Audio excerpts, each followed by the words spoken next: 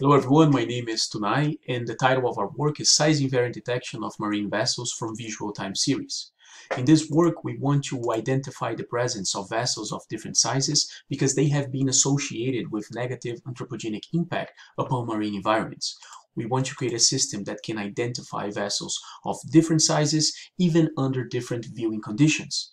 Some of the challenges that we faced are related to the size of these vessels, which can range from extremely big, like in this cargo ship, up until pixel-level vessels that are hard even for a human being to identify and sometimes need to use motion to be spotted.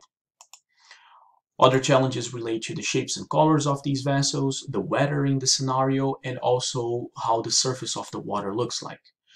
We noticed that end-to-end object detectors like FASTER, RCNN, and RetinaNet do a great job in identifying medium and large size boats, as in this example where FASTER RCNN could easily identify this vessel.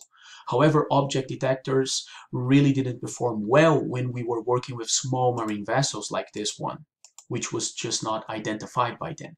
Therefore, our system uses small time series to detect motion. We use 3 images captured 5 seconds apart from each other and 2 main modules.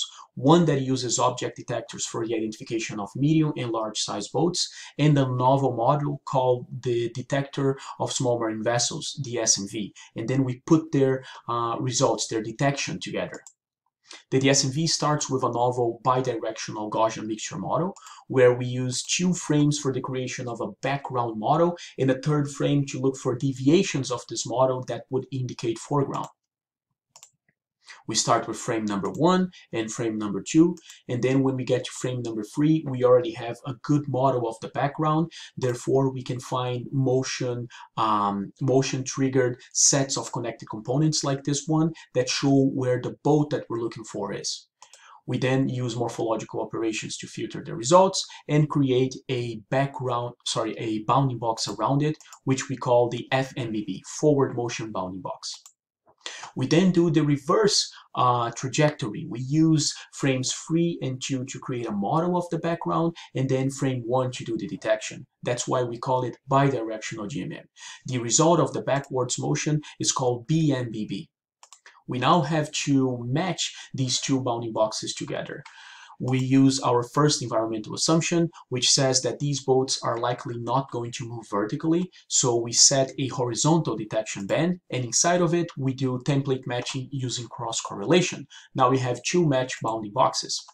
We now determine, using these 2 bounding boxes, what we call the temporal tunnel, where we expect that the boat is going to be on the mid-image. This is assumption number 3. Since the speed of this boat should not change in these 15 seconds, it is reasonable to assume that it's going to be placed roughly in the middle of the temporal tunnel. And this is going to be our 3rd bounding box.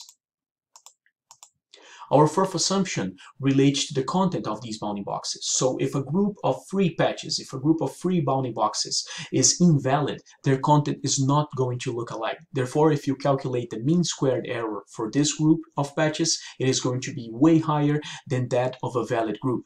Therefore, our 4th assumption is that the patches have similar content. The last filtering step of the SMV consists of a custom-trained deep learning-based image classifier that is going to differentiate between patches that represent background from those that represent vessels. We manually annotated roughly 2,000 patches of vessels and 2,000 patches of background. And as you can see in this example, the SMV was able to correctly distinguish between patches of background in yellow and patches of vessels in red on this blended image.